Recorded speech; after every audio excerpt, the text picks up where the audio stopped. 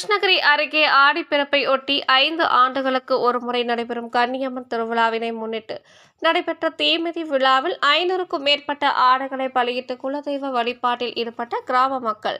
கிருஷ்ணகிரி அருகே உள்ள பூசாரிப்பட்டி அக்கப்பன் நகரில் அமைந்துள்ள எல்லம்மன் திருக்கோவிலில் கன்னியம்மன் திருவிழா நடைபெற்றது.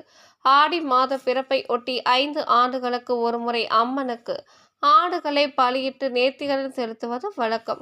இந்த நிலையில் கடந்த 5 ஆண்டுகளுக்கு பிறகு இன்று ஆடி மாத பிறப்பை ஒட்டி பூசாரிப்பட்டி, போடிகானப்பள்ளி, மேல்பட்டி, கள்ளக்குறி, மாலக்குப்பம் ஆகிய கிராம மக்கள் ஒன்றிணைந்து எல்லம்மனுக்கு கன்னியம்மன் திருவிழாவினை நடத்தினார்கள். இந்த விழாவில் கிராம மக்கள் கூடைகளில் பூஜை பொருட்கள் எடுத்து வந்து கன்னியம்மனுக்கு சிறப்பு பூஜைகள் செய்து மக்கள் யாவரும் நலமுடன் வேண்டி வழிபட்டனர்.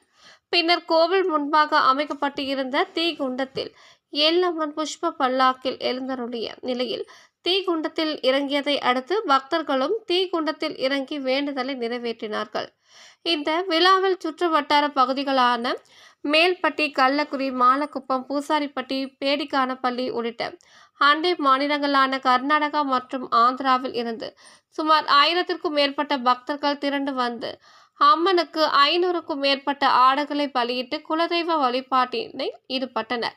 இந்த விழாவிற்கான ஏற்பாடுகளை ஊர் கவுண்டர்கள் வேல்முருகன், முருகேஷ், மந்திரி கவுண்டர்கள் ரமேஷ்குமார், ஹரிநாராயணன், ஊர் நாயக்கர் சரவணன் உள்ளிட்ட 5 ஊர் கவுண்டர்களும் சிறப்பாக செய்திருந்தனர்.